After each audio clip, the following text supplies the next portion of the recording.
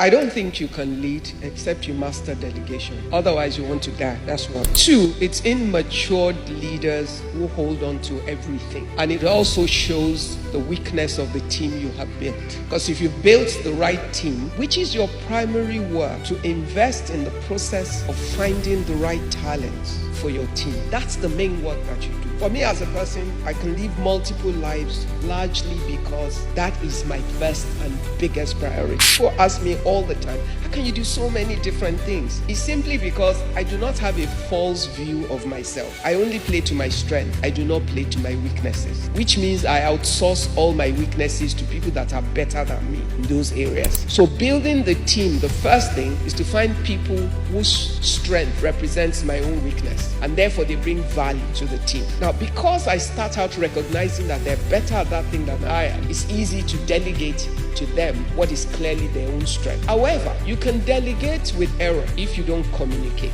Because when you're telling someone to represent you with something, they might have their own understanding of what that thing is. However, what you have told them to do is not what they think about it. You must be clear about what their delegated assignment is. They can apply their skills, their wisdom to how to execute it in a way that the set goal and target and clearly defined goals and deliverables are what you get out of it. Because, like the question said, you are still accountable for it. So what you know you're accountable for at the end is what you build into the task that you give to the person with clear deliverables. Once you do that with all the different components of your delegated authority, at the end, obviously the one thing you also don't give up is when you delegate, you must have the helicopter view of things, which means you don't just disappear and walk away. You must have a communication line that allows you